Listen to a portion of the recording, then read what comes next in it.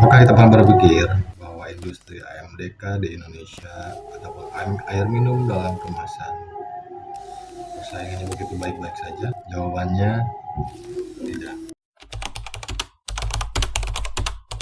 Kenapa tidak? Saya akan coba bahas sedikit demi sedikit tentang persaingan industri AMDK di Indonesia, beberapa tahap. Pertama, sang pelopor air minum dalam kemasan. Yang kedua, industri AMDK kecil ataupun lokal yang mencoba menantang sang raksasa di industri AMDK pertama. Yang ketiga, pertarungan yang memanas dengan berbagai macam polemiknya. Yang keempat, pergeseran peta persaingan industri AMDK dan beberapa brand-brand. Yang kelima, 3 pelajaran dari strategi beberapa raksasa industri AMDK di Indonesia. Mari kita mulai.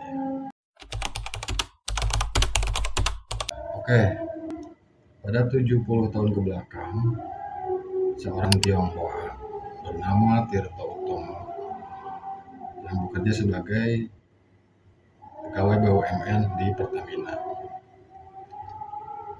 Dia membuat ide gila dengan membuat air minum dalam kemasan. Membuat pabrik kecil di daerah Bekasi yang dibuka pada tahun 1973. Selang beberapa tahun, proyek tol Jagorawi mulai dibangun. Dan tentunya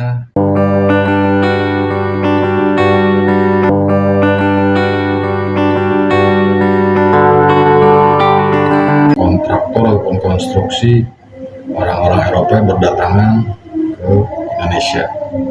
Yang dahulunya orang-orang Indonesia meminum air minum dengan air minum yang dipanaskan ataupun direbus. Melihat kebiasaan-kebiasaan ini, PT Tirta Pestama dengan brand Aquanya membuat pabrik kedua di Jawa Timur di daerah Pandaan. Dan Aqua pandai melihat peluang bahwa ini akan menjadi perusahaan besar. Karena tradisi orang Eropa senang dengan air minum dalam kemasan yang memang dirasa praktis dan hal ini bisa dibawa ke tempat kerja ataupun tidak repot-repot harus dipanaskan, jadi aman untuk diminum. Dari situlah muncul Aqua sebagai brand AMDK ataupun air minum dalam kemasan muncul pertama di Indonesia. Yang kedua, munculnya industri AMDK lokal yang ada di Indonesia dengan kurang lebih 2000 brand di Indonesia. Ada contohnya Leo, Kristalin, Prima, Le Mineral, ataupun minuman air putih ataupun air minum dalam kemasan yang lain dengan berbagai bentuk dan kemasan untuk menantang raksasa AMDK Aqua. Dengan berbagai keunikan dan strategi masing-masing, industri kecil ini mencoba melawan sang pelopor AMDK di Indonesia. Di antara beberapa ribuan brand AMDK tersebut, tahun 2015 muncullah brand Le Mineral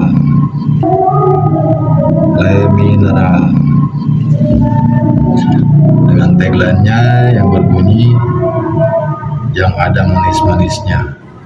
Brand ini sedikit demi sedikit mencari celah dan mencari kekurangan sang pelopor raksasa AMDK Aqua dengan tagline yang adalah manis-manisnya ataupun bebas dari BPA. Apa itu BPA? Yaitu plastik polikarbonat yang memang bisa dikatakan berbahaya untuk tubuh kita, untuk tubuh manusia. Melihat angka statistik penurunan omset dari perusahaan PT Tirta Investama ini, kemudian PT Tirta Investama sebagai produsen dan juga PT Bali Agung sebagai distributor mencoba melakukan monopoli dengan cara melarang para pedagang-pedagang langganan ataupun konsumen Aqua di beberapa toko untuk tidak menjual brand Le Mineral. Selama beberapa waktu, para pedagang-pedagang membuat laporan kepada PT Presindo Jaya yang bernaung di bawah Mayora Group, komplain bahwasanya PT Tirta Investama dan juga PT Bali Agung sebagai produsen dan juga distributor Aqua tidak boleh menjual ataupun memasarkan produk Le Mineral. Sontak saja PT Presindo Jaya, anak cabang ataupun anak perusahaan dari Mayora Group, sangat responsif mendengar keluhan-keluhan daripada konsumen-konsumen yang ada di pasar, baik ke pasar modern ataupun pasar tradisional. Lalu kemudian PT Mayora membuat surat somasi kepada PT Tirta Investama dan juga PT Bali Agung dan mengajukan laporan kepada KPP, Komisi Pengawas Persaingan Usaha. Laporan tersebut diterima pada tahun 2016. Selama beberapa kajian waktu beberapa bulan, sampailah di tahun 2017 hasil laporan tersebut ditanggapi oleh KPPU dan mengadakan sidang pertama kali industri AMDK yang berperang secara serius di meja hijau, yaitu antara brand Aqua dan juga brand Le Mineral. Dengan bukti konkret dan juga saksi-saksi di lapangan, tentunya juga dengan saksi dari para pedagang-pedagang yang memberikan keterangan bahwasanya PT Tirta Investama dan juga PT Bali Agung melakukan monopoli perusahaan, yang mana dalam poinnya tidak boleh menjual ataupun memasarkan brand Le Mineral sebagai air minum dalam kemasan. Dalam hal ini, Aqua tentunya sudah mempunyai beberapa kemasan, diantaranya kemasan gelas, kemasan botol mini 330, kemasan 600 ml, kemasan botol 1500 ml, ada yang 750 ml,